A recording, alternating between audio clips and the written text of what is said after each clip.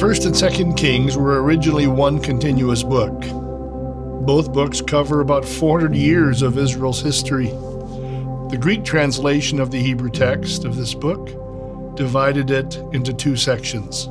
We'll consider the two books of Kings somewhat separately. First Kings provides an overview of the first 200 years, from the end of David's life to 100 years into the divided monarchy.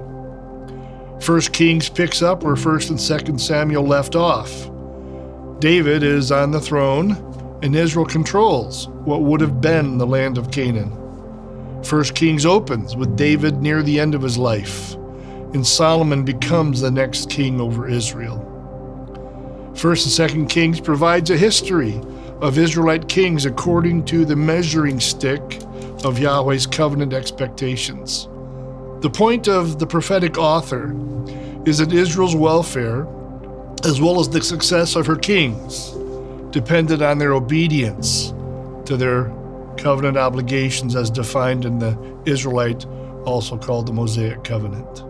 The richest theological section of the book is found in Solomon's declaration and prayer connected to his dedication of the newly constructed temple of Yahweh.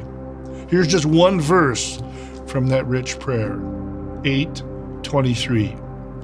Lord God of Israel, there is no God like you in heaven above or on the earth below, keeping the gracious covenant with your servants who walk before you with their whole heart. First Kings clearly presents the good news and the bad news of Israel's kings. Solomon's reign began with great potential, but his pursuit of covenant treachery brought about its demise. The United Kingdom split into two kingdoms, Israel to the north and Judah to the south. One of the key lessons to grasp from these narratives has two sides. First, the kings who sought to obey Yahweh, even imperfectly, serve as lights in a dark setting. Second, the majority of the kings who did not worship Yahweh exclusively experienced challenges and defeat before foreign powers.